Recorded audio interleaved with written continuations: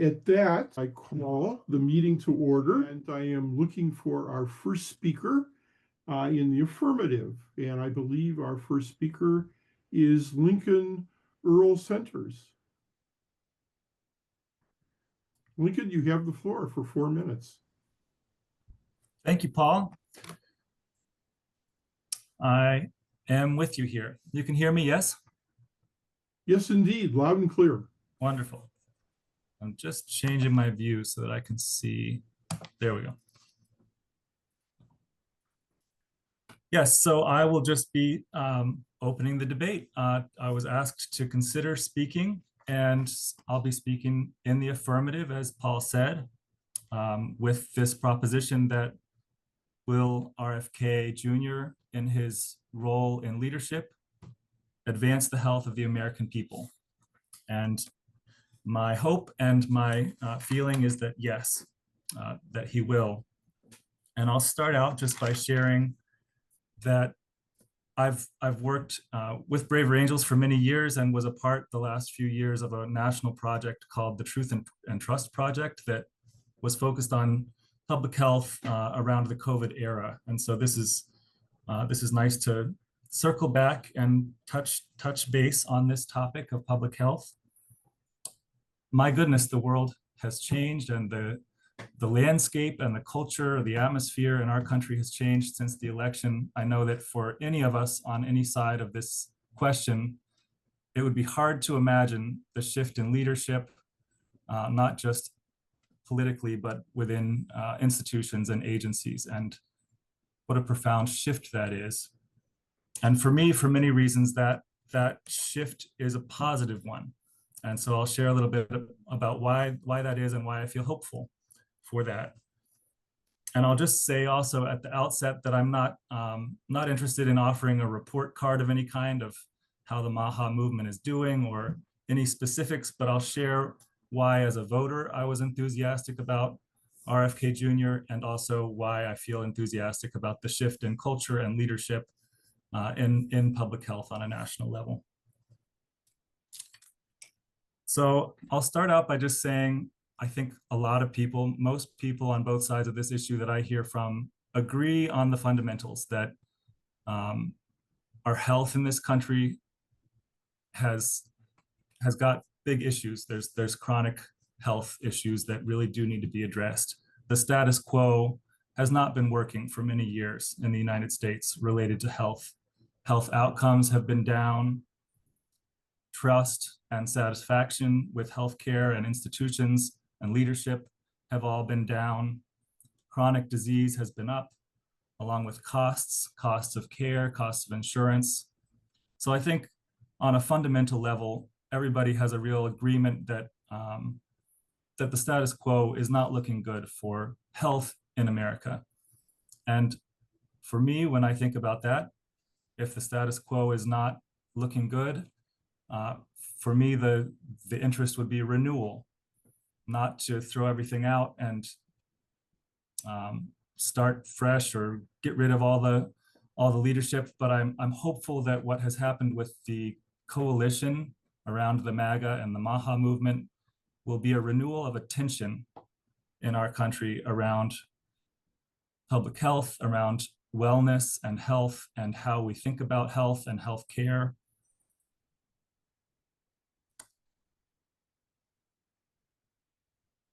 So a few of the things that I'll say, I'm very interested in the focus on a free market of ideas and a free market of care in the landscape of health.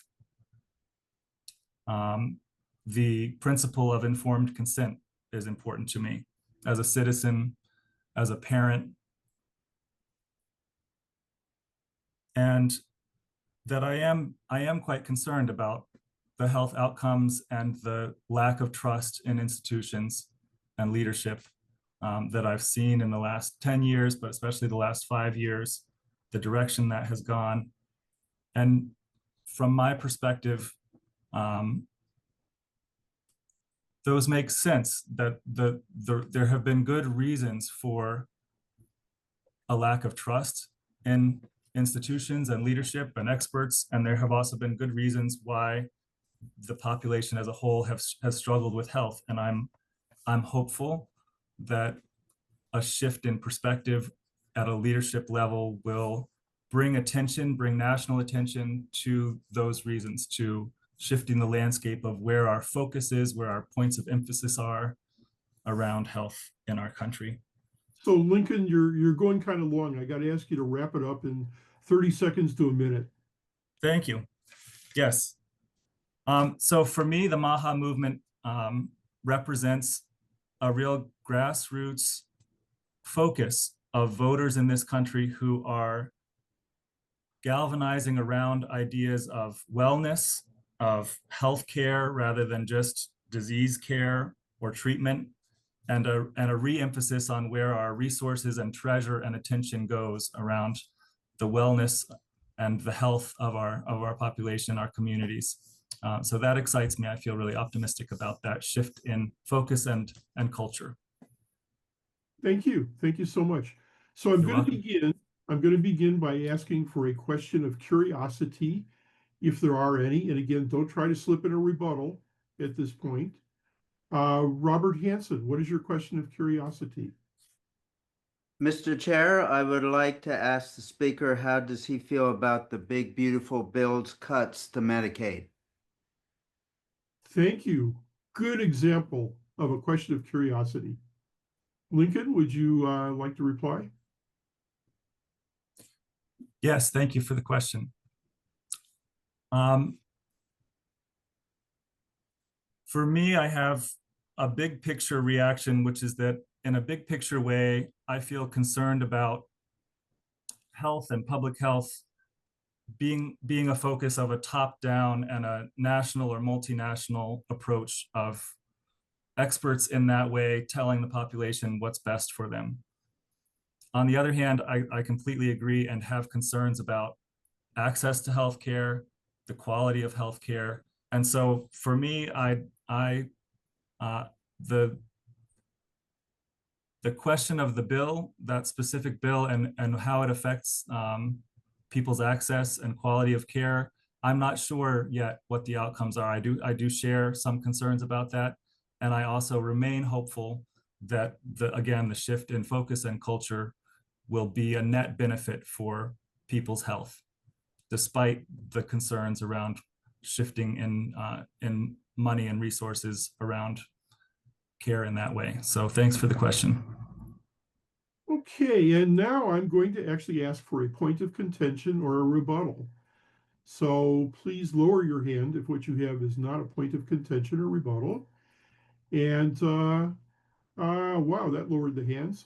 Gary, what is your rebuttal? 1 minute. And can you unmute yourself, Gary? Yeah, okay. Is it coming through? Yes, thank you. Question. Okay, he was talking about the speaker is talking about the credibility of the health system not being very well the last few years. The question that comes to my mind is Kennedy has been an anti-vaccine person for years. He fired all of the advisories of reputable health people. How can one's credibility be advanced when he does this and seems to have suspicion of anybody that accepted science today? That's it. Thank you to our very first rebuttal. Lincoln, your reply or your response? Yeah, well, my response is that what I found, especially during the COVID era, but prior to that, is that what I saw was on an institutional level and within the media, that science started to feel more like an ideology, and things started to be said like science was official, that you needed to believe the science, that science was real. And there was a level of hostility and disregard for anybody that disagreed with whatever the mainstream consensus was, in a way that I was very concerned, and that as I became more aware of the level of censorship and misrepresentation of people's points of view, including RFK Jr., that as an atmosphere is a bigger concern to me. shifting that atmosphere to having a new playing field where ideas have a freedom to be able to, the best ideas to be able to come forward and the best science to be able to come forward. And so I feel hopeful about the atmosphere being an atmosphere where that can happen. Thank you. Thank you so much to our first speaker. I'm giving jazz hands, and I hope others will as well. It takes courage to be the first speaker, and also the first person in years to actually field rebuttals. So thank you so much, Lincoln. Adrian, now we're looking for a speech in the negative, so please lower your hands. And our next speaker, who will be in the negative, is Adrian. Adrian, are you prepared? Yes. Thank you so much for the opportunity to speak today. So I'm speaking in the negative, and I believe that RFK is a danger to the health of the American people.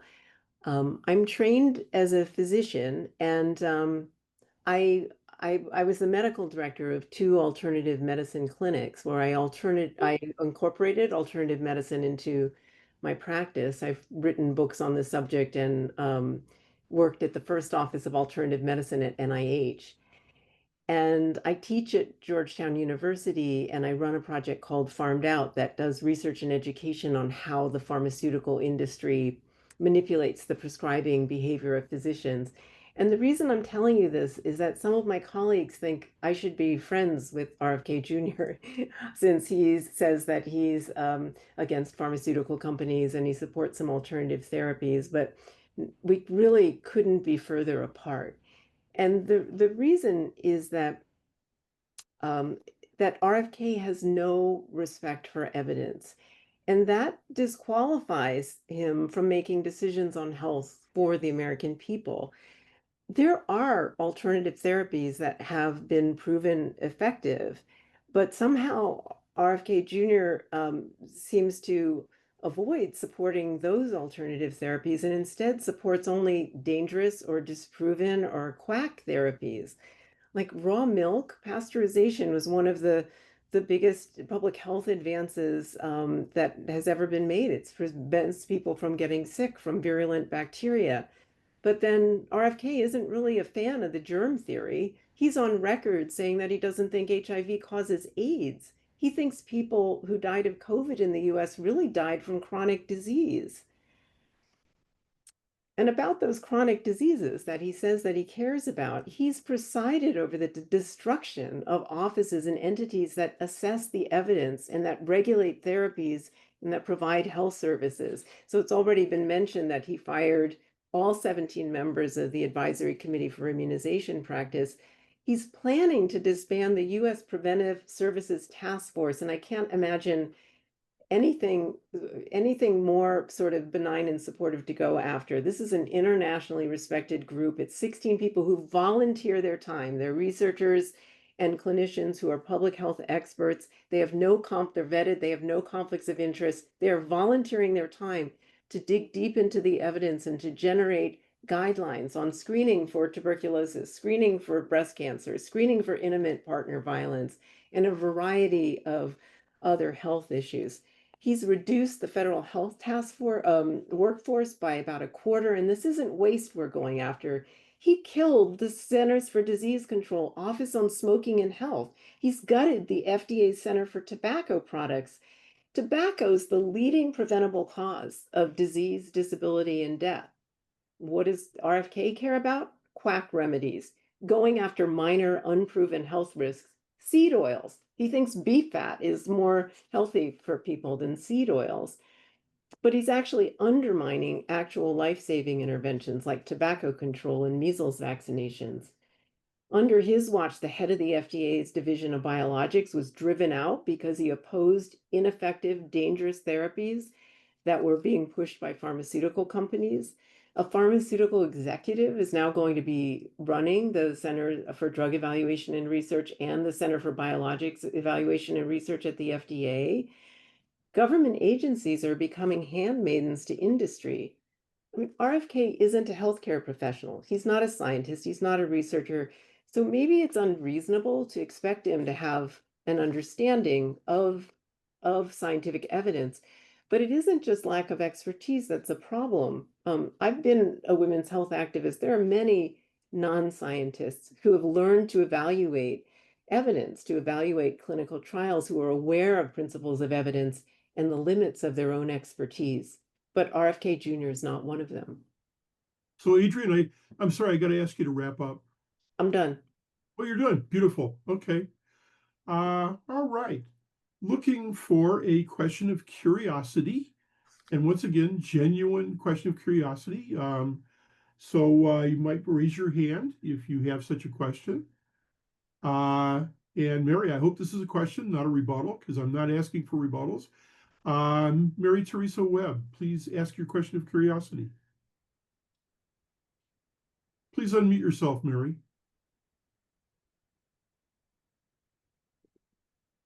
Mary, you're still muted. Mr. Chairman, I have a question of curiosity for the speaker. I'm concerned, I'm curious to know if she thinks that because of his background as having had an addiction for himself, that he might have some mental impairment because of his disease. Thank you for the question. How would the speaker like to respond? So he's a recovering addict, so that that shouldn't interfere with his mental capacities. But yeah, I don't really feel like I can render an opinion on that. Thank you. Thank you. Okay, now looking for points of contention, not questions of curiosity. Okay, Mark, you had your hand up before, but it's still up. But okay, please go ahead and make what is your point of contention? Oh, okay, I'm sorry, I didn't lower it. Okay. Mark Brody, your point of contention. Well, I really wanted to thank the speaker for her comments, because as a physician myself, I personally find that Robert F. Kennedy Jr.'s positions are 100% backed up by the science. I've read all of his books. They're extensively referenced, and nothing that he has said has ever been refuted, even though he's invited people to refute what he said. So I think by giving such a one-sided perspective of it, you've actually supported Kennedy. Are you talking to me, Mark? I'm talking to the speaker. Oh, okay. So you're talking. Okay. So yeah, I think that she hasn't really backed her opinion up with evidence. I've read his stuff. I know Mr. Kennedy. I don't believe that she's correct, but I think her presentation is so one-sided that it actually is gone. It actually makes Kennedy look better, because it couldn't all possibly be correct. That's just my opinion. Yeah, Thank you. okay. Thank you. Thank you. Adrian, would you have a minute to respond? Sure. Yeah. Many his opinions are actually not backed up by evidence at all. And I've written some about that, refuting some of what he says in an Atlantic article. But I could refute anything that he says. You know, what he says about the things that he says about measles vaccinations and infectious diseases are completely wrong. The things that he supports chelation, he thinks that vaccines cause autism. There has really not been anything that has been more refuted by scientific evidence. He thinks that raw milk is healthier, even though it's full of bacteria, and a quarter of raw milk samples actually have fragments of bird flu virus in them. So pasteurization may be the only thing standing between us and a bird flu epidemic in humans. Adrian, thank you. That Okay. was a minute.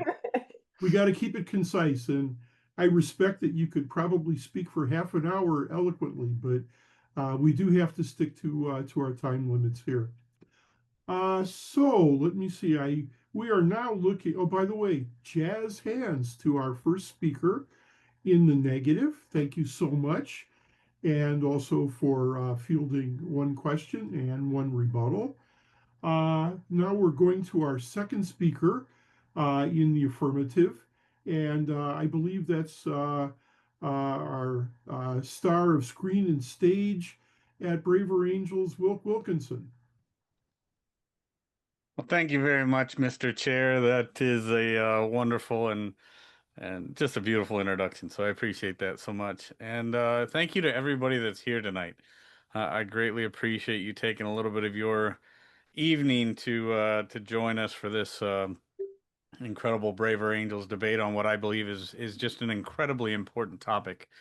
As some may know, I've been working on the Truth and Trust Project as a leader or the co-investigator with Dr. Francis Collins, former head of the National Institutes of Health, and in doing so have also been able to have several conversations with some of the brightest minds in the realm of public health from around the world over the past several years. And in doing so, I've always said one thing, and that's that I will not debate a doctor on health itself or particular um, particular practices of health because I'm not a doctor. For the vast majority of my adult life, I was a truck driver. But what I am is a people person and somebody who watches people and understands people and understands processes. And one of the things that I will say is I share many of the concerns of people who do not believe that Robert F. Kennedy Jr. is going to advance the health of the American people. I share some of those concerns, and I'm very much on the fence as to whether um, he will, but I'm very hopeful that he will. So that's why I'm speaking in the affirmative today. I mean, it's clear that he's coming in making some very large and sweeping changes in the realm of health and human services. But I would just caution to say that um, those changes, while some are disruptive, do not always equal failure.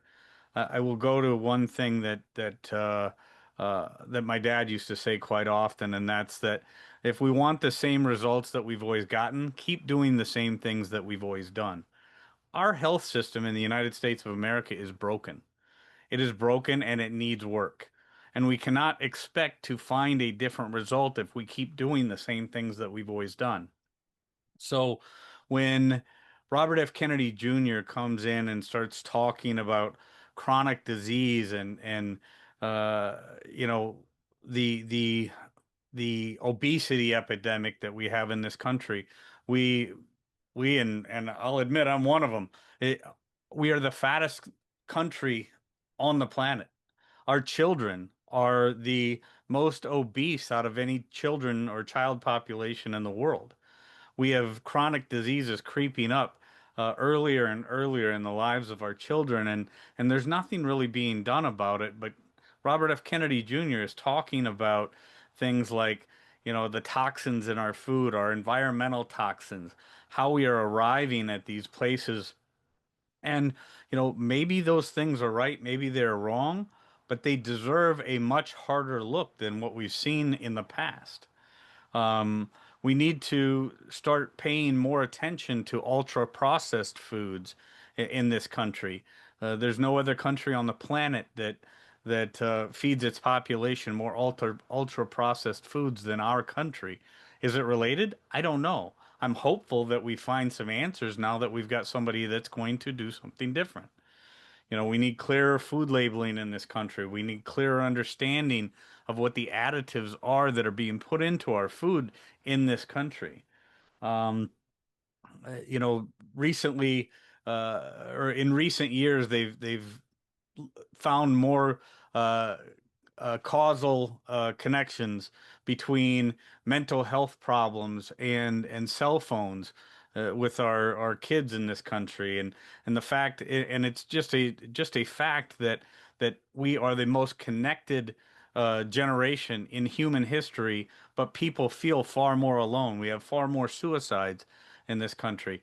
Health and Human Services has a plan or is working on things now that will, really address the situations that cell phones with our kids, and the importance of making sure that screen time is, parents are educated to the dangers of screen time when it comes to children. There are so many different So things that Wilk, got to ask you to wrap it up, please. I'm happy to. Thank you, Mr. Chair. So there are so many things that need to be addressed that haven't been addressed to this point. Again, I'll go back to where I started. I'm as concerned as many of the people are, many of the critics of Robert F. Kennedy Jr., but I also know that our health system is broken and it needs to be addressed. Thank you. Thank you. Thank you so much. Okay. Starting out, I'm looking for a question of curiosity. Tiffany, please unmute yourself and ask your question of curiosity. Yes, hello. Thank you to the speaker, to Wilk, for everything that you said. My question is in regard to, I'm a person who agrees with a lot of that changes need to be made in terms of our health systems in this country, and particularly around the way that we eat, the toxins, the preservatives, all the things you mentioned. But out of curiosity, and this is pure curiosity because I haven't heard anything at all, what policies or what has Robert F. Kennedy put forth in order to make those changes? Okay, thank you for that question. Wilk, you have a minute to respond. So I thank the questioner, and I think it's important to understand that there has not been a lot of policy yet prescribed or mandated by the Department of Health and Human Services on these things. But what we have seen is a significant number of companies and food processors and manufacturers that have voluntarily started to look closer into the additives that they're putting in their food, like food dyes and ultra processed corn syrups and things like that, and starting to look at ways that they can change their recipes. So while there has not been a lot of policy up to this point, there has been a lot of voluntary change taking place in the way that our foods are either manufactured now or they're soon to be manufactured. Okay, thank you. Asked and answered. So I'm now looking for a point of contention or rebuttal. Okay, Anne, I think you're up. So please state your counterpoint. Okay. Thank you, Mr. Chair. I believe this is a form of a rebuttal for the speaker. My concern is when he speaks about obesity, and there's no question whatsoever that it is an epidemic in this country and has been for some time. I feel, however, that to say that our healthcare system alone is responsible for that is a little short-sighted. I happen to believe that the state of medicine in this country is pretty far advanced. I think in terms of, the performance of healthcare, it's pretty good. Pay for it, those kinds of things, how we, the insurance system, that's a total mess, and that's capitalism at work. And I believe that capitalism is at work in terms of causing obesity, in the sense that for decades, big food, not big pharma, but big food has pushed sugary things for kids to eat. Commercials kind of dominate our lives. Yeah, thank you. I think you've made your point very well, and that's 1 minute. Okay, thank you. Thank you. Wilk, you have 1 minute to respond. I would like to thank the speaker for a wonderful rebuttal.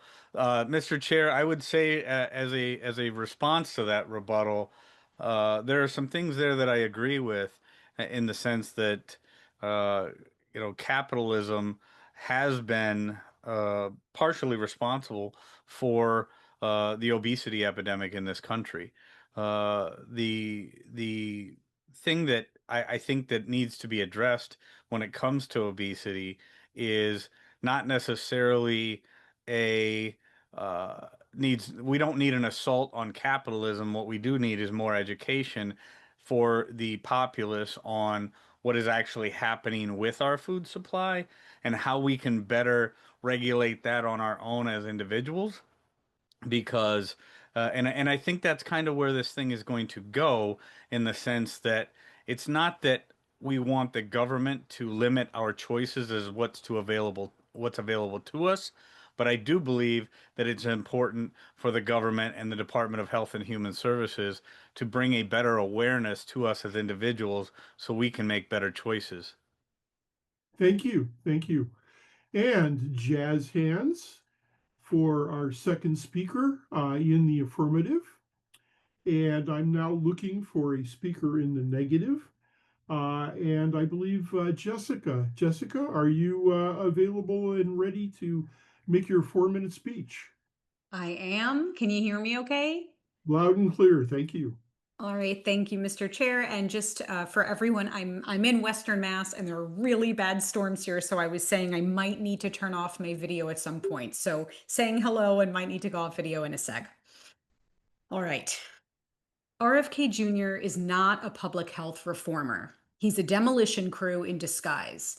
He claims to be fixing a broken system, but he's tearing down the very institutions we rely on to protect our health. Tonight, I want to make one point clear as a public health scientist.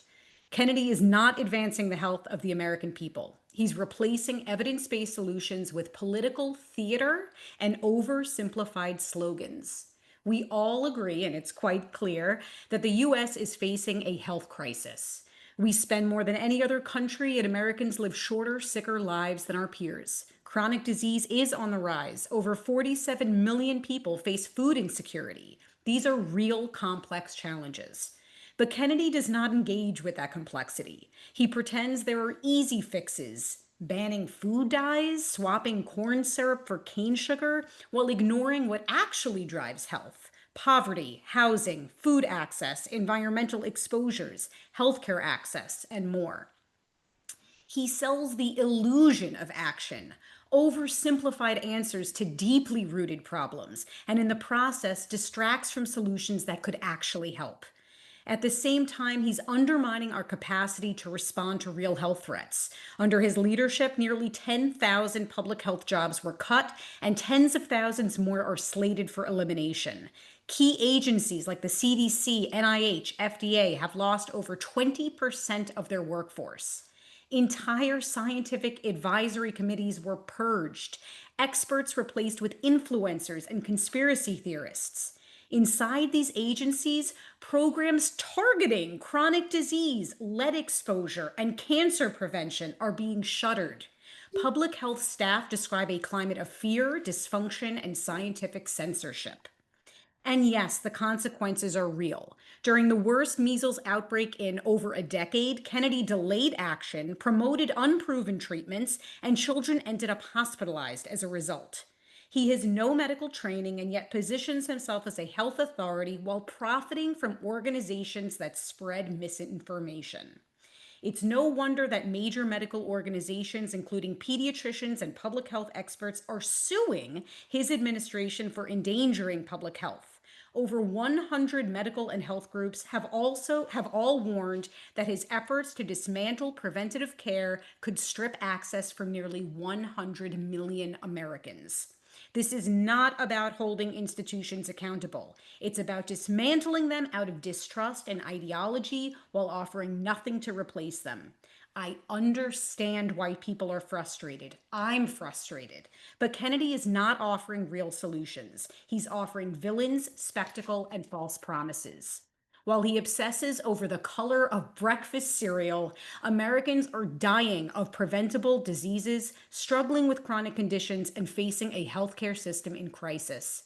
This is not reform. It's sabotage dressed up as activism. So, no, RFK Jr. will not advance the health of the American people. He undermines science, replaces complexity with oversimplification, and destroys the very systems we need to build a healthier nation. In public health, there are no shortcuts, and I wish there were, but there aren't. And we cannot afford to mistake theater for progress.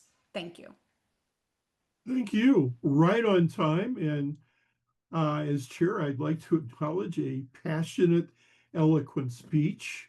And so again, I will begin with a question of curiosity. Kit, please unmute yourself and ask your question of curiosity. Hi, thank you. I would be interested to hear, can you hear me okay? Loud and clear. Okay. I would be interested to hear the speaker's thoughts on the connection between public health and the EPA, particularly the reduction in oversight and regulation of environmental toxins. Thank you for the question. I think it's terrible. I think we've all established that environmental exposures are absolutely tied to health. And by dismantling the systems that we have in place to actually regulate our exposures to these things is absolutely counter to the principle of public health. The two are completely interwoven, and to dismantle the EPA, to reduce its funding, to lay off thousands is not doing a service to public health. Thank you. Brief, concise, well said. Now I'm looking for a counterpoint or a rebuttal. And Al, you've had your hand up for a while, but I will trust that this is no, your hand is down. Anybody with a counterpoint or rebuttal? Okay. Okay. Stone. Please unmute yourself and let me hear your point of contention. Hi, my area is, I'm only really from the environmental side, but I'm really deep into that. What I mentioned about the, at least kind of the toxins issue, I want to just kind of bring the attention that at least some of the issues related to some of the toxins, it relates to a technology you really don't hear about in the USA. And one of it, it's called, some people call it like biogas, but in Germany, it's huge. It's like you take any organic item, and in Germany, what they usually do is they run it through this process, and then they get this stuff that you can put back on a farm. And as they do that, then the need for chemicals kind of lessens, and kind of bring that to the attention because it's kind of related to health, but it goes, so it's kind of a crossover topic. But I was kind of bring that out. A lot of people call it anaerobic digestion, but at least I try to call it something.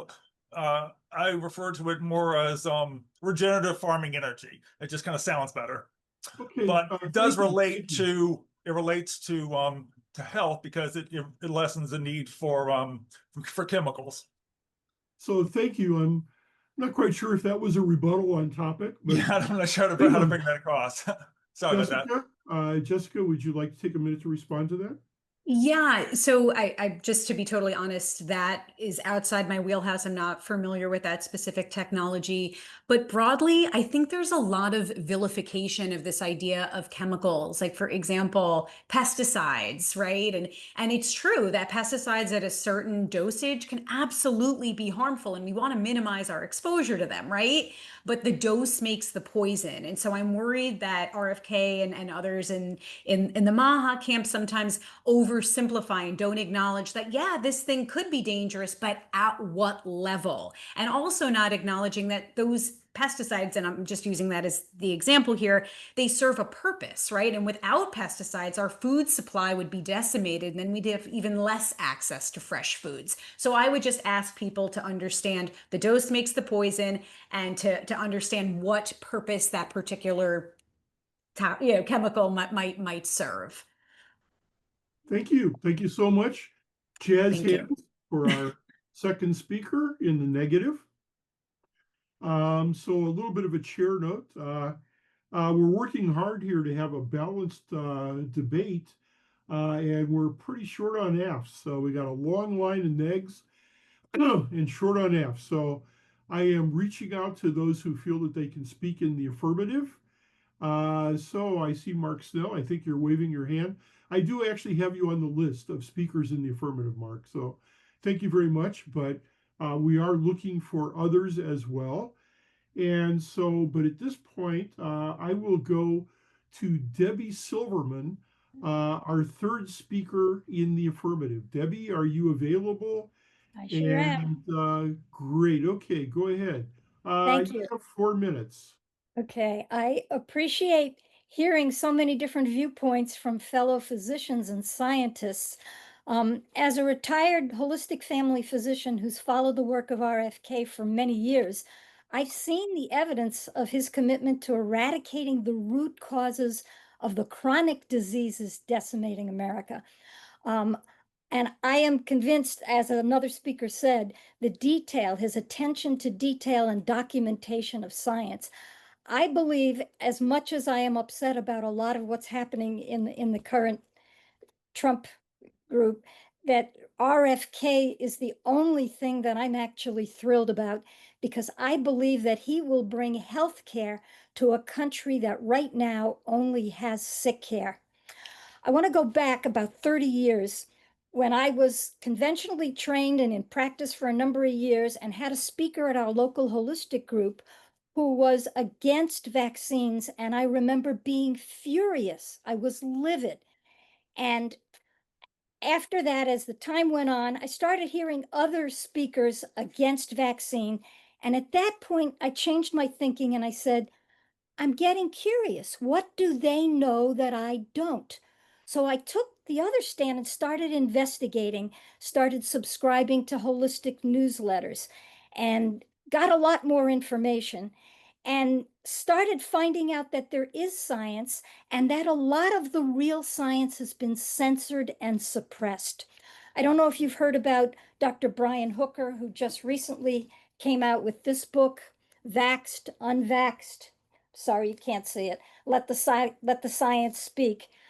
He had interviews with a whistleblower from the CDC who couldn't sleep at night because he couldn't conscience the fact that the committee with the CDC had fudged data. They called in an epidemiologist from Europe to try and distort the data that was relating some vaccines to autism. And they tried to make the correlation go away, and they couldn't. And a lot of this is in his book. About 2012, I attended a medical conference and heard as a keynote speaker Dr. Marcia Angel, who was formerly the editor of the New England Journal of Medicine.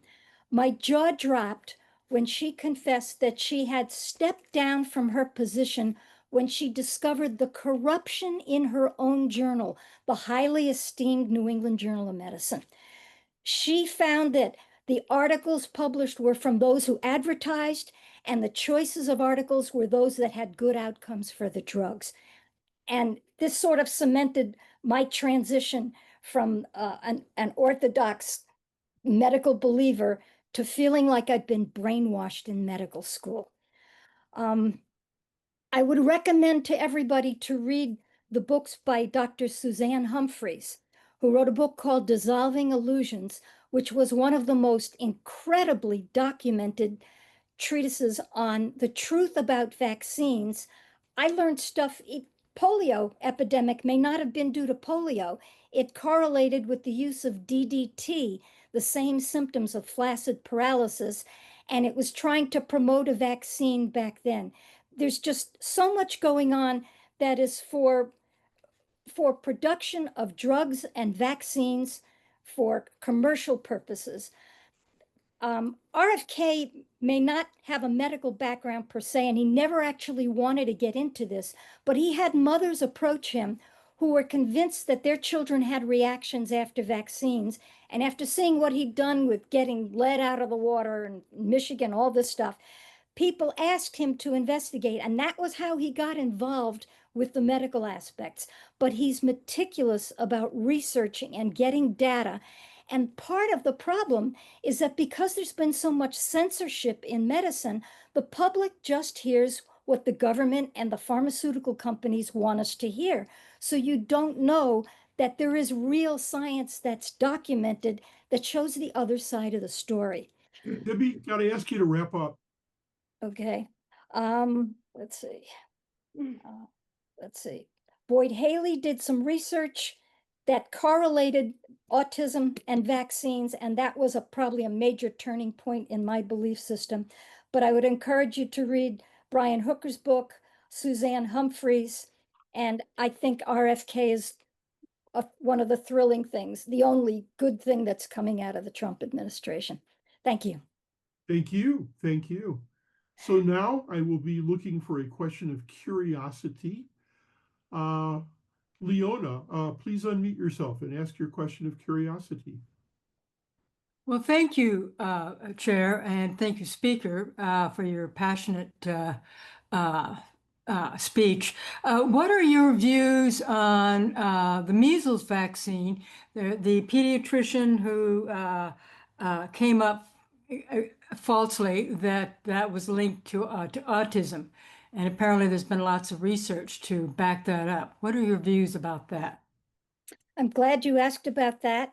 The article in The Lancet, I'm blocking on his name right now, he never said there was an association between autism and the MMR. He had parents come to him whose children had GI complications after MMR, and he proposed in the Lancet article that we investigate, could there be an association? There was a British reporter who jumped on that and made the big stink about it, and the whole thing blew up, and that's when Lancet retracted the article. But it has since been documented that there was nothing said in there about the association. That doctor now is making documentaries like Vaxxed 1, 2, and 3, a whole series that interview people, that interview scientists and some of the researchers who've been censored and suppressed. But thank you for bringing that up. Thank you. Thank you. And now I'm looking for a point of contention. So anybody who might have a point of contention. So Helena, I hope I pronounced your name right. Please unmute yourself. And Hi, what is your counterpoint?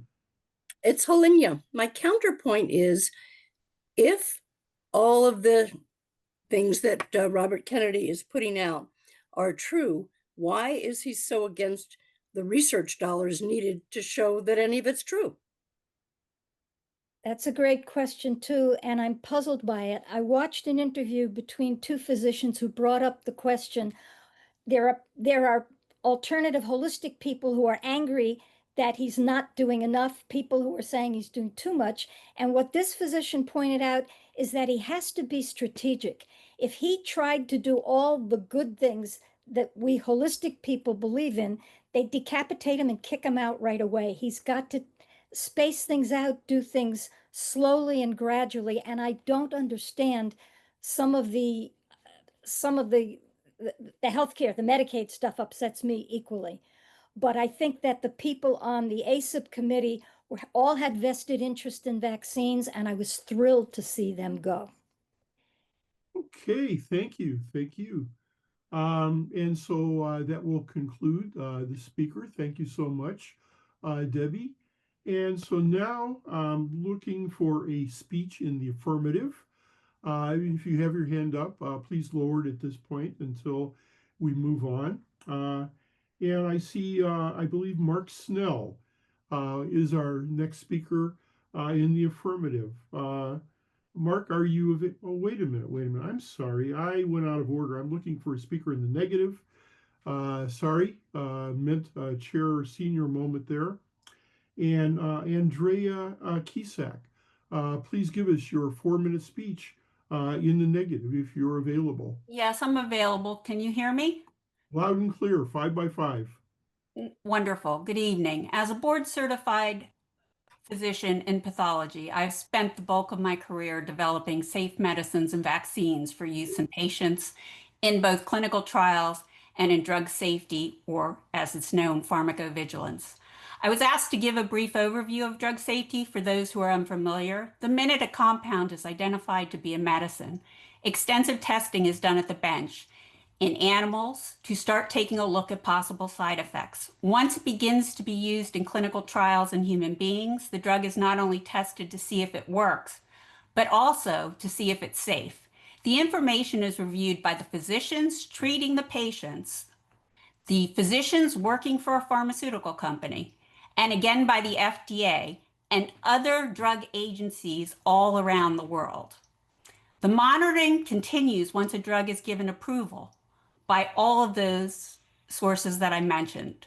Drugs have been stopped at all stages of development because of side effects. You may remember the first rotavirus vaccine being discontinued in the 90s for a rare side effect involving the intestines. It was called intussusception. In my opinion, RFK is unqualified as a vaccine skeptic, denier, and cynic. He is an attorney who has made his living making false claims against pharmaceutical and scientific enterprise with conspiracy theories and plans to enrich himself and others in his orbit, with more unfounded claims about vaccine ingredients and involvement in the wellness industry. Typically, the heads of the HHS are distinguished medical scientists, and RFK is not a scientist. RFK has also brought in a host of people who are equally unqualified to run the HHS, FDA, and CDC.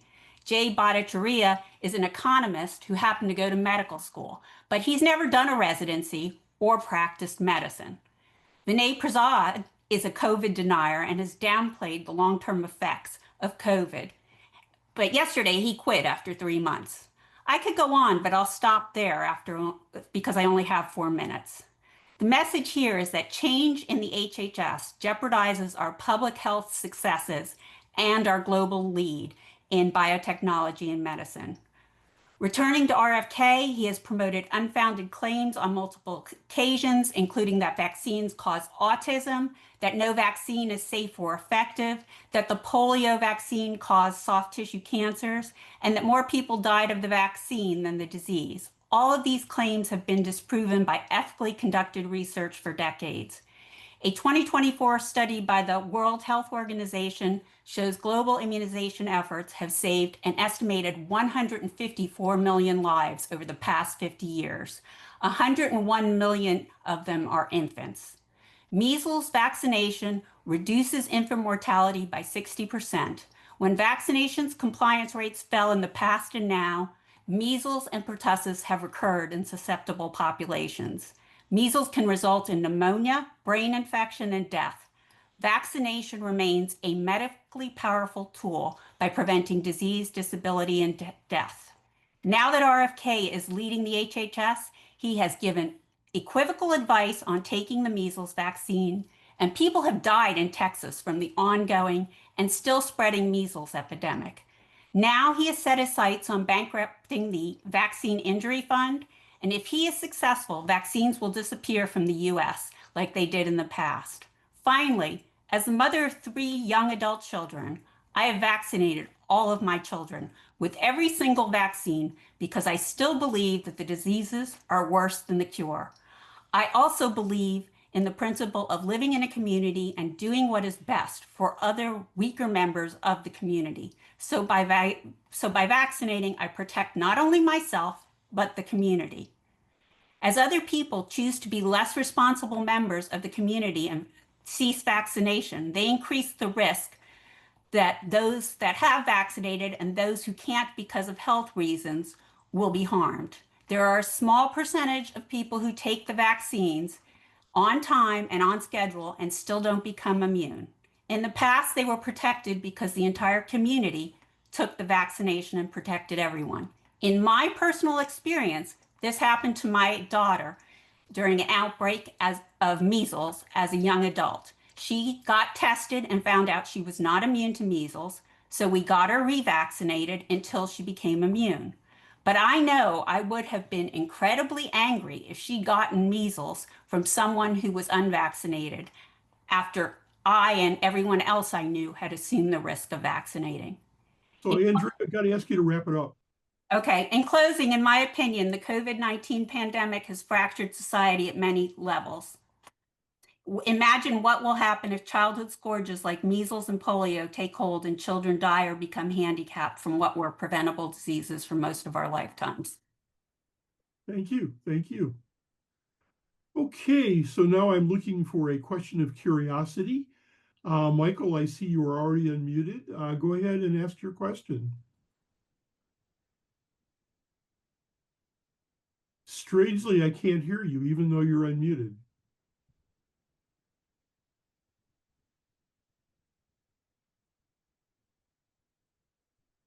Okay, I'm going to have to go to Bill. Bill, what is your question of curiosity, Bill? The speaker has a very good handle, not only on what's going on domestically, but also what's going on internationally. So I would like to ask a question of curiosity about the international opinion, and that includes the United Nations, but also other advanced and civilized countries in the world. What is their opinion of Robert F. Kennedy? They don't like him. They are very worried about what he'll do to vaccination worldwide. The WHO is rolling out programs all over the place that I can see daily in my feeds, promoting how vaccination saves lives, because for decades, America has been the global leader in vaccination and biomedical health. Everybody else follows our lead. They're terrified about what's going to be happening in Africa as RFK rolls out more misinformation. Thank you. Thank you. Now I'm looking for a counterpoint or rebuttal. Foster, you have it. You're the only one right now. A rebuttal to what? To Andrea's speech. Okay.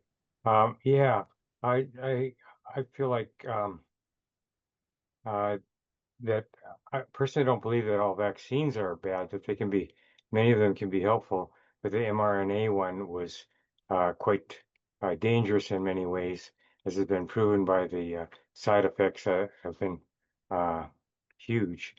And I was wondering, well, it hadn't been given the thorough testing like many other vaccines have. And I wonder what she thinks of about the hundreds of doctors and epidemiologists who were also very concerned about the mRNA vaccine and the lack of safety that it had. Thank you. Thank you for that point of contention. Andrea, your thoughts, your response. Yeah, actually, I can speak very well about the COVID vaccine. I did work on individual case review for the COVID vaccine profile. I want to thank the speaker for the question. However, I also would like to point out that COVID, as in general, was a learning opportunity for all physicians and everybody on the job. And COVID also has a much wider systemic effect. It affects every system of the body. It affects the heart, it affects the lungs, it affects the CNS.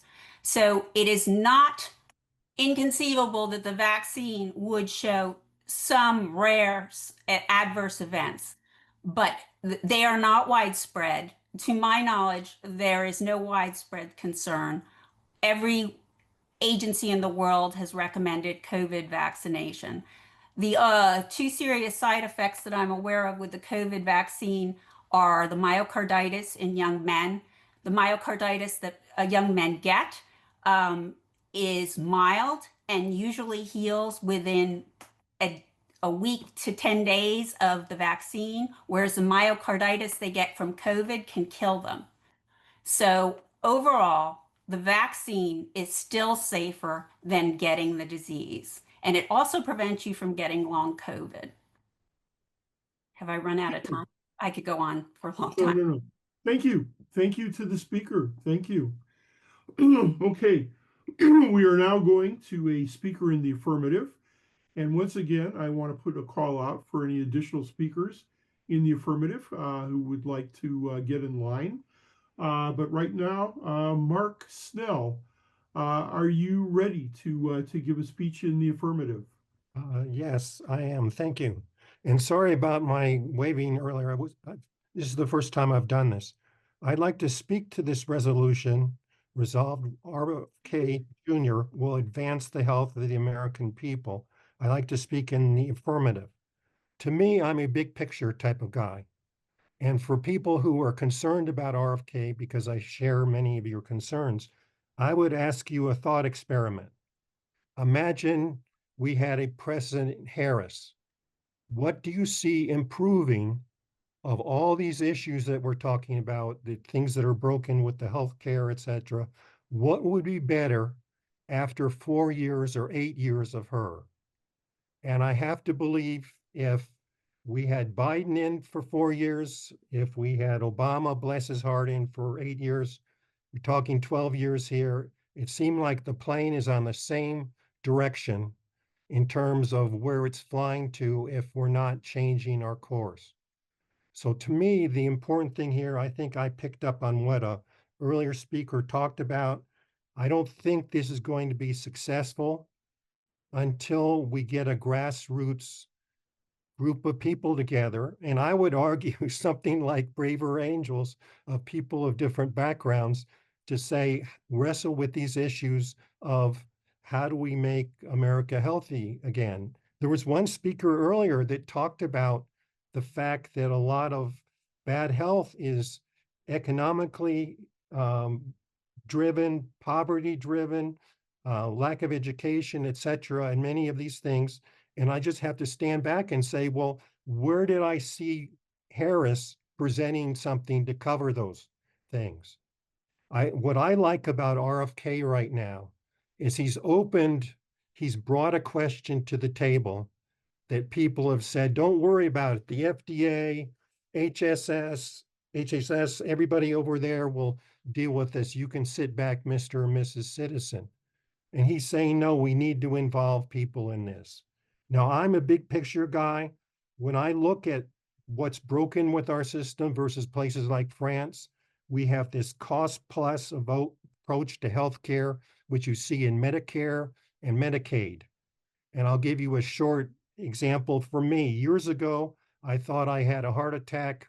I went into the emergency room or whatever. They sent me to this guy who put me on a treadmill, and 20 minutes later, I was out of there. Okay. I had an incident like that late last year. They take me in there, they hook me up to a whole bunch of stuff. They didn't even put me on a treadmill. That was a whole different thing. They put an IV into me, and I'm wondering, what's the point of the IV? And then they decided they would give me a controlled substance as if I had an issue with pain. They could have asked me at some point on a level from 1 to 10, where's your pain level? Well, it certainly wasn't a 9 or 10, but that's the sort of thing that's broken with this system. We are really great about dealing with people once they get into trouble, but we've got to turn this thing around so that young people are not getting chronic diseases the way they need to do. So I would say to anyone who has issues with him, let's focus on that grassroots approach to how we're doing things. Now, I do want to make a number of points here. One of the big issues with American healthcare is insurance, okay? And there's also this issue about cost plus healthcare. Well, there are these things called accountable care organizations. You can look them up. And their whole approach is to say, we will take care of Mark Snell for a fixed fee, and we will take the risk that his medical care will cost more than this, but we will cover it as long as, as long as we get a basic amount of money from whatever organization it is. So there isn't this incentive to rack up money. There isn't this issue with health care insurance companies wondering whether they're funding Russian stuff that has been set up. We saw that recently. So for me, So Mark, got to ask you to wrap it up, please. sure. So to me, these are important things that we can look at in a new way. And that's why I think he will help the country just by bringing the issues up and having discussions. Thank you. Thank you. Thank you. Looking for a question of curiosity. Laura Scutch, please unmute yourself and ask your question of curiosity. I was offering to be a speaker. I don't know if I can also be a question of curiosity. Okay, raising your hand is not the way to become a speaker. You do Okay. that through the whip. I'm sorry if that wasn't made clear. I'll lower then.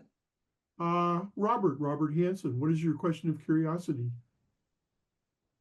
And that hand went away. I got it. Mr. Speaker, Mr. Chairman, can you ask the speaker, what does the speaker say about the quick recovery from COVID that was under Biden and Harris? Vaccines helped to immediately bring down deaths. I would say it's on the verge of a rebuttal, but go ahead. Well, let me just say here, I think there was a lot of successful stuff done during the response to COVID. Now, I could give you a 15-minute discussion of why there were problems with it, but looked at from a big picture, again, I'm a big picture guy, I think basically people got it in general right. Where we had trouble was where you had teachers, bless their hearts, who were saying we shouldn't reopen school, and you had a lot of side effects. So I would go back and fix that if I could.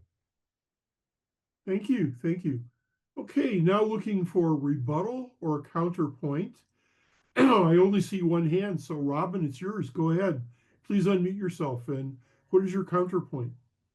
I just have a quick counterpoint. I can think easily of a couple of things at least that a President Harris would have done that would have improved our healthcare system. One, she would have expanded Medicaid access rather than contract it so that more people had access to healthcare. So you also would have continued to negotiate more and more drug prices so that the cost of prescription drugs would come down. That's something that the Trump administration has discontinued. A third thing is, if I can remember what I was going to say, that she would have not pursued the policies that chase medical care providers out of certain states so that they don't want to practice there because it's too dangerous. They don't believe in some of the things the legislatures are enacting. So you get healthcare deserts where people have no medical care providers. Thank you. Mark, your 1-minute response. I actually agree with a lot of the stuff that you're saying. I think the issue I have is that really going to improve Americans' health if that's the only thing a Biden administration did? Okay. And that concludes our speaker in the affirmative. So actually, this is the time we usually take our stretch break. So let's all stand up, take a deep breath, attune ourselves to whatever in the universe makes us feel good, makes us feel healthier, and just give that a minute. It's a good chance to go to the bathroom and not miss anything. And in fact, I think that's exactly what I'm going to do. I'll be right back.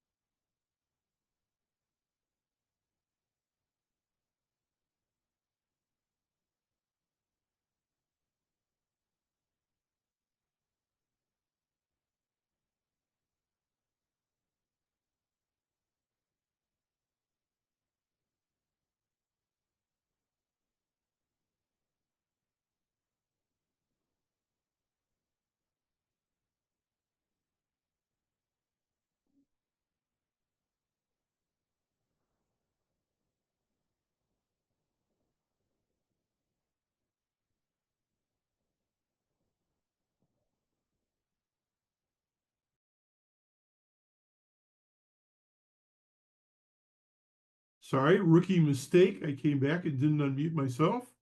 Our next speaker is a speaker in the negative. Bryson. Bryson, are you ready to give your 4-minute speech in the negative? Bryson, are you there? Sorry, I'm here. I was just coming back from the bathroom. Sorry, I didn't mean to rush you. That's perfect. That's perfectly all right. Let me just give me 1 second to get my camera up right quick.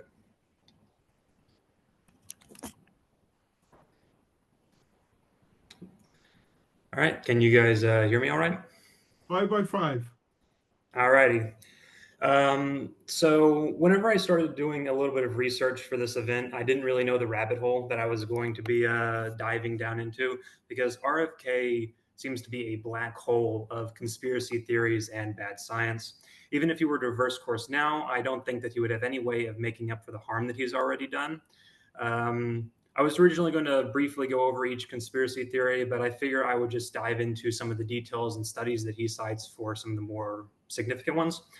Starting with the idea that vaccines cause autism, there are a few different studies that he cites. One speaker referenced one of them previously, published in The Lancet in 1998, I believe.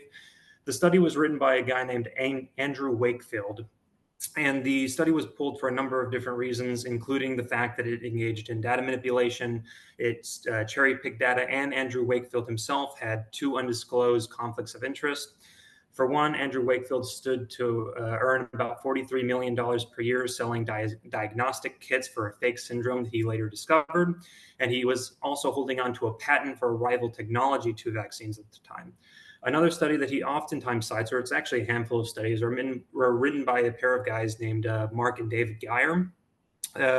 These studies have all been retracted due to a number of different reasons. For one, David Geyer was practicing without a medical license. Mark Geyer actually ended up losing his medical license due to the fact that he was testing unfounded treatments on children. So neither of those studies are ones that I would call particularly trustworthy. Basically, there's a trend with every single study that RFK cites.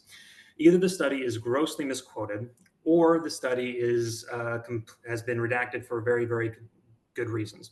Another conspiracy theory that he's spread is the idea that Black people and white people should have different vaccine schedules. And there are 2 primary studies that he cites. For one study, the author came out and said that the data did not support the conclusion that he came to. And for another study, it was redacted because one of the authors had an undisclosed conflict of interest. He was actually a part of RFK's anti-vax organization. So for someone who really dislikes conflicts of interest, basically every single study that he cites, at least 3 out of 4 of them have conflicts of interest just riddled within. Just to briefly go over like a few more conspiracy theories that are sort of interesting. He thinks that Wi-Fi causes cancer. The studies that he cites for this utilize levels significantly higher than the FCC's regulation. He claimed that COVID was targeted to attack Caucasians and Black people, and that Ashkenazi Jews and Chinese were mostly immune. And then he claimed that he wasn't sure if it was intentionally targeted or accidentally targeted, I guess. Probably my favorite one is the fact that he denies germ theory in favor of terrain or miasma theory. He claimed that gender dysphoria was caused partially by exposure to atrazine, which has never been shown in humans. Yeah, so I guess if there's like a big takeaway to get away from this, RFK takes advantage of the sick and the desperate. His lies are not without consequence. He eroded faith in vaccines in Samoa, leading to the deaths of over 80 people, and we're seeing the same thing here. People listen to RFK. He was responsible for 13% of all COVID misinformation retweets. And remember that COVID killed hundreds of thousands of people, and many of those could have been saved. 43% of the population at least partially trusts him to make strong health recommendations. And given his history of crazy theories, this can lead to serious side effects. Even beyond that, the microphone he's already given to dangerous theories will outlive him. They will outlive his children. They will outlive his grandchildren. RFK and his lies will resonate with the population for generations and will cause harm that cannot be calculated or put into numbers. He's not a truth seeker. He's not a hero. RFK is a snake oil salesman through and through. Sorry, how much time do I have left? It would be good if you wrapped up now. All right, well, we'll call it there. Okay, so I'm looking for a question of curiosity for this speaker. And Denis, I hope I pronounced your name correctly. Please unmute yourself and ask your question of curiosity. Yes, my name is Danae. I have a couple of questions. I know there's a lot of doubt around. One question, please. Oh, one. Okay, well, I'll try to, it's pretty quick. I just wonder if everyone, all sides and whatever side you're on, would be happy if vaccines were allowed but not mandated. So those who wanted it can take it, and those who don't have to take it.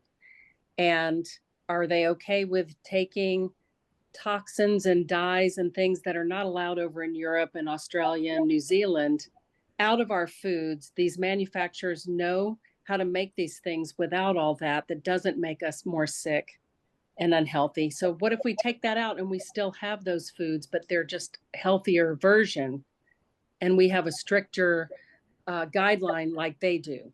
Would everybody be happy with that? Okay, that kind of sounds like two questions, but it was.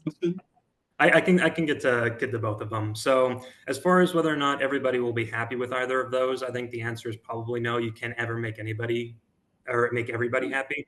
As far as the vaccines point, vaccines don't really work without herd immunity. So it's either everybody takes them or they just don't really work. And given the fact that there's a strong medical literature that points to vaccines being incredibly safe, it seems to be reasonable to request that everybody use them. The most notorious study was one done by the Denmark, something like 500,000 people, and it showed absolutely no connection between vaccines and autism or really any major health side effect.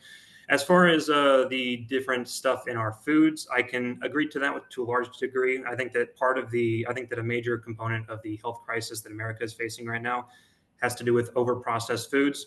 I'm not really super sure on the dye claim. That was one from RFK that I wasn't able to get to in my research. But yeah, I would say I agree largely with the food comment. Thank you. Thank you. And now, no, you don't get to come back again. Sorry, Denis. Okay, so now I am looking for a rebuttal. Does anybody have a rebuttal? And Foster, it looks like it's going to be you. Is that a rebuttal to the gentleman who spoke or to the lady who just spoke? The gentleman, to Bryson, okay. to the speaker. Okay. Yeah, I have a rebuttal, I guess. Well, you know, people make such a big deal out of measles, like it's such a dangerous thing. And sure, some people die. Some people die of just about everything. And one of the big points that I think RFK Jr., I don't agree with everything he says, but one of his points I think I consider very important is to focus on prevention. In other words, boosting people's health so they aren't so susceptible to getting sick from every little thing. And the current medical industry does not do that, and the big pharma definitely has no reason to do that, since it would cut into their profits, and they are a big profit industry. There's no doubt about that. Not that some of them don't have good intentions, but I grew up. I'm 74, and when I grew up, measles was just a common thing, and it was like, okay, everybody in our family got it except maybe my sister. And, okay, so you're sick for a week or so. But now we have lifelong immunity, and the point he made about everybody has to be vaccinated for it to be effective. If he's talking about vaccines in general, that's not true, because, for example, I just got the shingles vaccine and that's for preventing shingles, and that isn't dependent on other people. It's I had chickenpox when I was a kid, so it's good to get it, and Okay, thank you, Foster. Got to ask you to wrap up your rebuttal. Okay. And the last thing is I'd like to ask him if the gentleman, if he's very well spoken, and I'd like to ask him if he works or if he ever has worked for the pharmaceutical industry, and whether he was prepared the speech himself or it was something he's reading from someone else. Okay, that verges on a personal attack, but No, okay. that's perfectly all right. So there's a few points there. I'm going to try and get to all of them. Starting with the last comment, I suppose. I am not a part of the pharmaceutical industry. This is research that I did on my own time.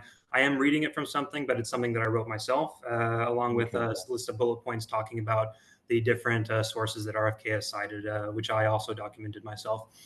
On the point of vaccines not having to be applied to everybody to work, that works on an individual level. But if you want to get immunity for society on the whole, you need to utilize herd immunity. That's how we got rid of things like polio and measles before. On the point of measles not being a super significant deal, I would tend to agree, but the fact is that it is killing people that is not necessary, especially given the fact that MMR vaccines are incredibly safe, and every study that RFK has been every study that RFK has cited to say the otherwise has been refuted. So it's just unnecessary death, and well, just to sort of bring evidence to the idea that he brings up studies that are refuted. The study that he oftentimes brings up with terms to measles, I think he brought it up at his HHS hearing as well. Ended up getting retracted, or no, this one wasn't retracted.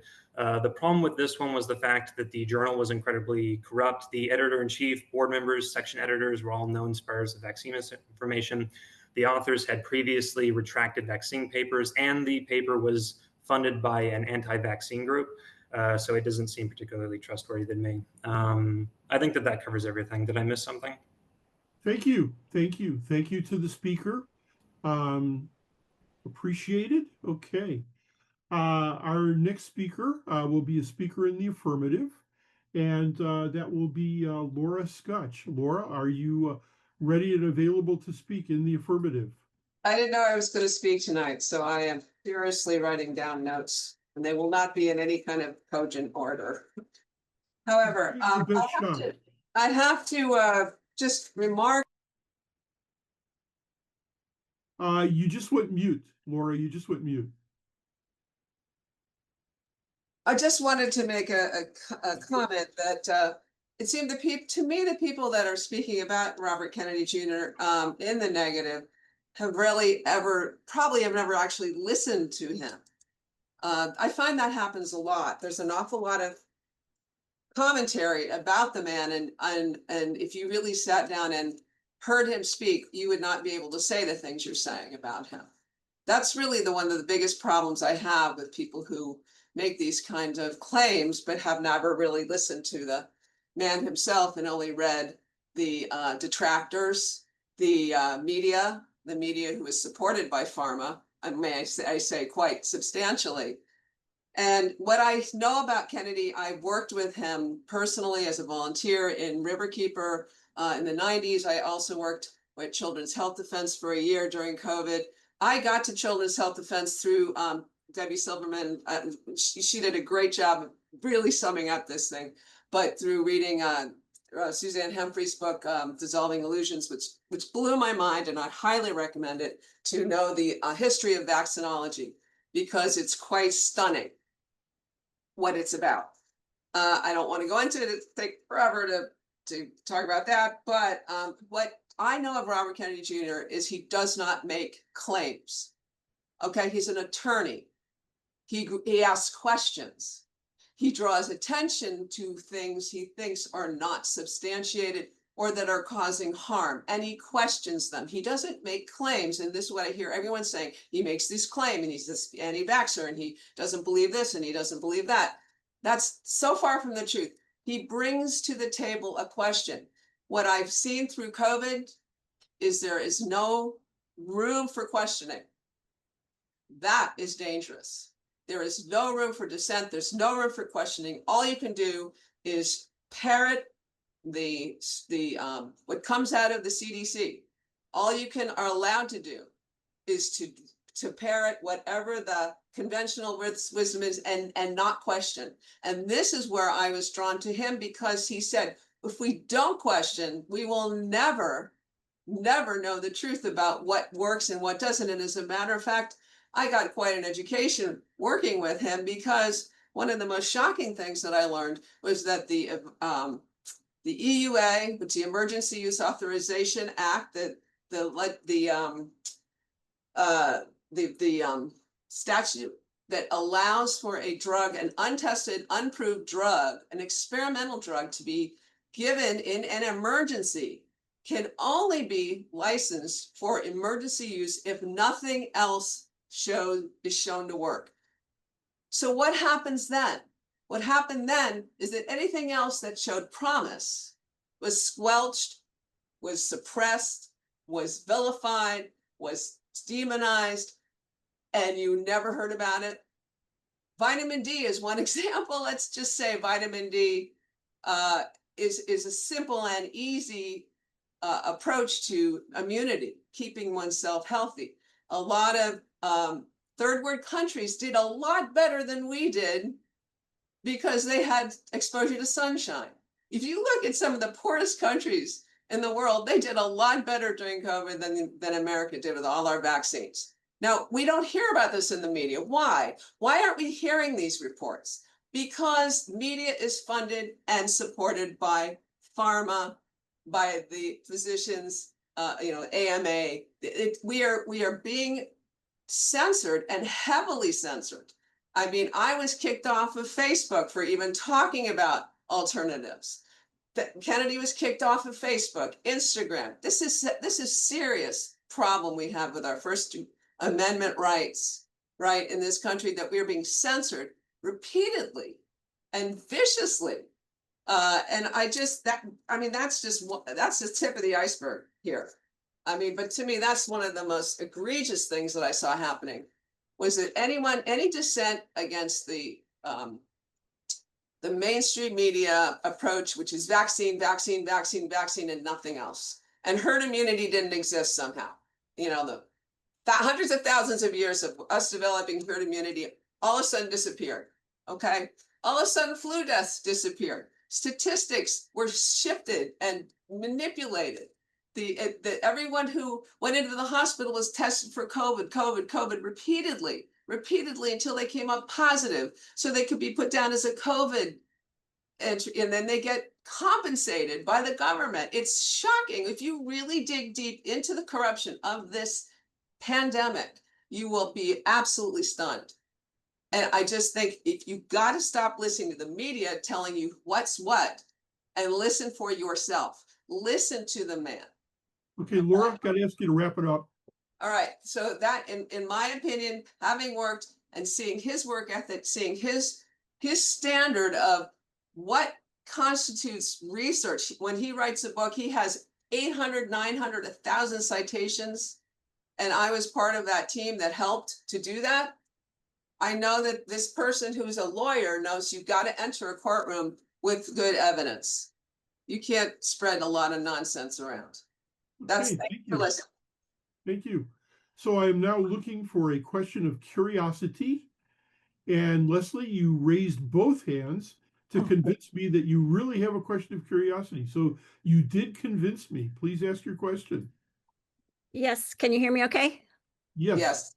All right. So I've been listening to a lot of folks who are in MAHA. I think I'm understanding a lot better about what the concerns are. And my question is this: a lot of this, I think COVID just did such a number on everybody in terms of people feeling like they were coerced or censored or whatever. You hear that a lot. So my question to the speaker is, the government agencies that do direct public health put a huge amount of information online, open to the public, open to debate. You can watch FDA advisory committees online. You can see the results of any studies that are done through the NIH, all go into the public domain. And sooner, a lot of people say they want to do their own research, but it's never clear to me, if you're not trained to understand it? What are you going to rely on? And do you access the public information where people lay out, this is why the vaccine worked, this is why it's safe? Hey, Leslie, this is going really long for a question. Okay, well, the question is, do you access that public information? Do you go to the agencies, or is your mistrust so high that you're just not going to believe anything they say? Well, first of all, I am more interested in developing my own immune system than taking drugs. So I look at research which will help me enhance my own immunity. All right, so that means, you know, vitamin D, zinc, vitamin C. I never got sick with COVID. I am not vaccinated. All right, everyone I know who's vaccinated got sick at least twice. All right, and so I think that what I'm trying to say is that when we are looking at information on how to stay healthy, it shouldn't be to the drug companies. That's not going to keep you healthy. It's going to keep you healthy is your own common sense, right? It's pretty common sense. You eat well, you drink pure water, you exercise, you get out in the sun, put your feet on the ground, and have good relationships, have friendships. This is what I feel Kennedy is trying to say. We're trying to get back to what is common sense and away from this pharmaceutical model, which is not making us healthy. It's making us dependent and sick, and it's causing our country to go broke, basically. Okay, thank you. And I am now looking for a point of contention. And Bryson, please unmute yourself. And what is your point of contention? Right. So, noting a few things that the speaker said,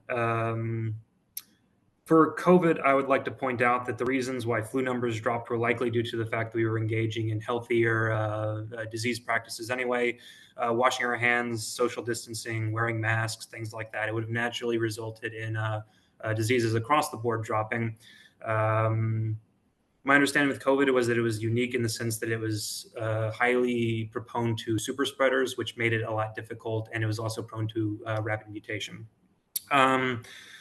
On the note that RFK does not make claims, I unfortunately have watched a lot of his work. And for example, whenever he goes on the Joe Rogan podcast and directly claims, not alludes to or questions that Wi-Fi causes cancer, or that in his book where he directly says, and I think he also said it in his HHS testimony, that there were many other possible candidates for the development of AIDS alternative to HIV. I was just wondering if the speaker could clarify any of these points or if they had any thoughts on it. Well, you know, honestly, I don't think everyone speaks perfectly all the time. All right. I don't think I do. I don't think you do. And we can't always be perfectly clear on what we're saying, but because I know that how his mind works for the most part, he works as like an attorney. All right. So attorneys can make a claim, but they will back it up with a study. They will back it up. They may say, there's evidence to show. Okay. That's all science is. It's evidence to show. There is no settled science. Okay. Science is never settled. There's always new evidence coming forward. And if we don't listen to that new evidence, we do not evolve. So when I hear him say Wi-Fi has been shown to cause, that doesn't mean he's making a claim, you know, that it's settled, that it's like we need to have this discussion. Why are we giving cell phones to kids to put against their heads at age 2 when they're developing their brains? We have no idea what that's doing to them. We have no idea. We are human guinea pigs here in this great experiment of EMF, Wi-Fi, 5G, and drugs. All right. And I'm not having any part of it. And I've made my life dedicated to that and to teaching my clients that. So I think unless you want to be a guinea pig, you know, we got to do your own thinking about this and protecting yourself. Okay, thank you.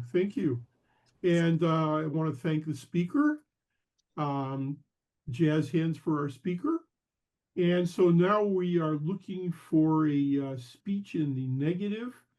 Is Joan Messover available to speak? Joan, are you here? Okay.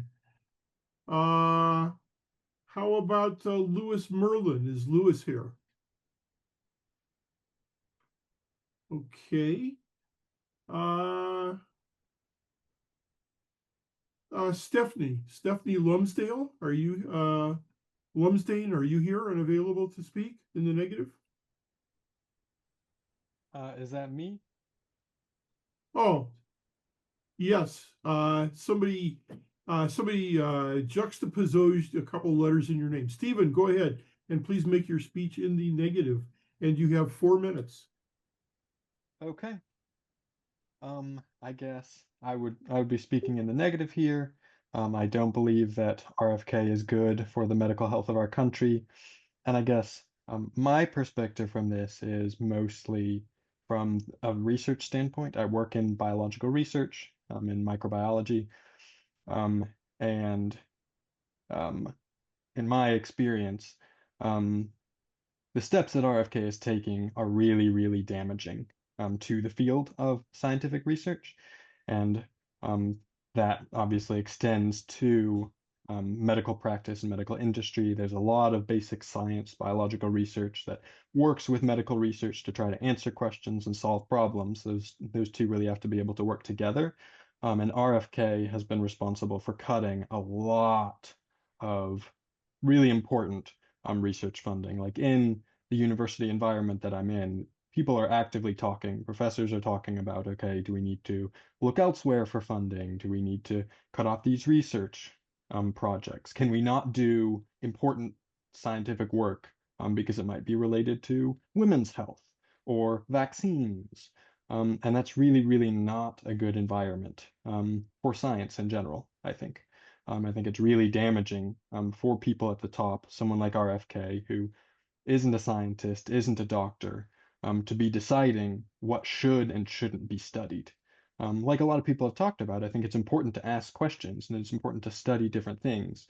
And just like maybe people at the CDC shouldn't be shutting down COVID vaccine discussion, RFK also shouldn't be doing that about women's health or the COVID vaccine. And he is doing that in scientific research right now. I think limiting that research is damaging to medicine in the United States, and I think it also is really damaging to us from a scientific standpoint long term, because right now a lot of people in the U.S. in the scientific field and biology are discouraged. They're deciding, okay, maybe I do go work for pharma, making a hair care product rather than trying to work in something that will benefit people and benefit health, because the funds are not always there. And I hear a lot of people talking about government funding, and there's a lot of waste and fraud and all that kind of stuff in that research. But NIH funding, of which RFK has cut billions, how most of that funding is allocated out is you have what is called study sections, where pretty much the NIH will ask a bunch of different experts in the field to give of their time and their expertise to review all of these different grant proposals.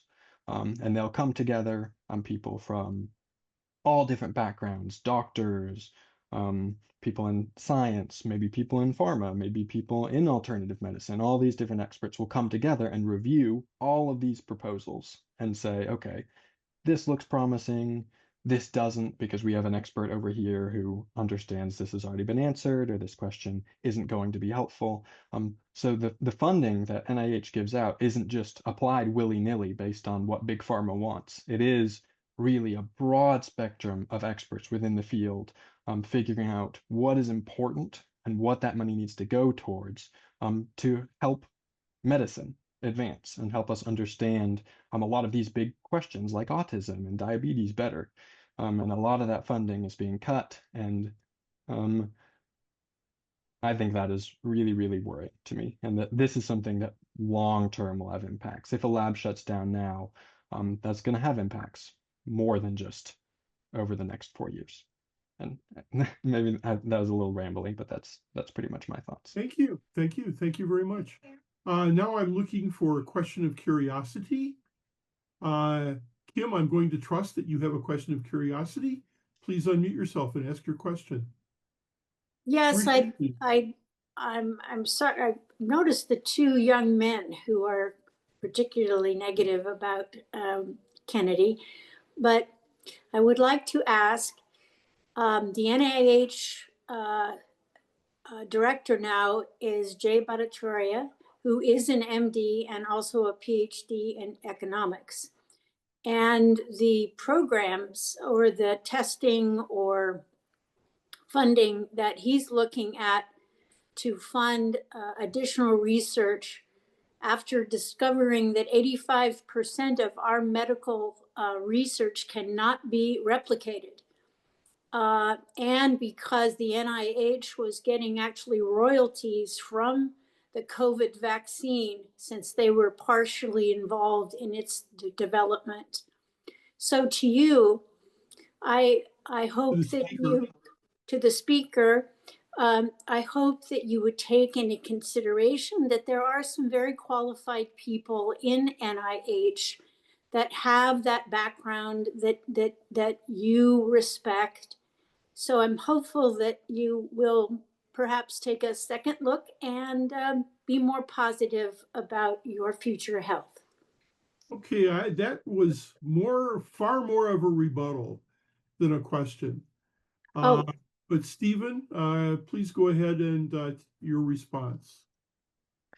I guess I would respond. I do try to be positive. I mean, there's a whole big thing recently about vaccine advisory committee all getting removed without clear explanation and new people being put up. And I did what I could to investigate these new people. And some of them are very qualified individuals who I would trust to contribute to some of that decision making. But some are not, I think. And to me, I guess it worries me a little bit. There are individuals that are far more qualified than I am, still in CDC, still making some of those decision making. But there are also a lot of people who it seems like RFK has appointed, not necessarily because they're the most qualified person or because they give a diverse perspective, but because they agree with him on specific issues. And I think that's not a good way to do science. Okay, thank you. And one last, if we can get a question of curiosity, I would really like to hear that. Andrea, do you have a question of curiosity? Yeah, I'd like to ask him. He kind of alluded to it. You were talking about how detrimental it will be to scientific research. I had a question for you. Do you see them prematurely ending particular graduate students and PhD programs and rescinding offers because of the NIH cutting? And do you think that long term that will decrease the number of scientific experts that we have here in the United States? Thank you for that clear question. Stephen, your response? I think definitely so. I mean, I think that's already happening. At my university, there were summer programs for undergraduates at universities that don't have a lot of scientific research. To come and study, those programs were ended. My university actually was able to kind of snipe candidates from other better schools because they'd canceled or cut down the number of PhD students that they were taking. A lot more people are talking about potentially going abroad for those kinds of studies. And again, once you lose, I think those candidates and those scientists, it can be hard to build that back up. So yes, I think that is already happening. Thank you. And with that, I think we can close the room and wish everybody a wonderful evening.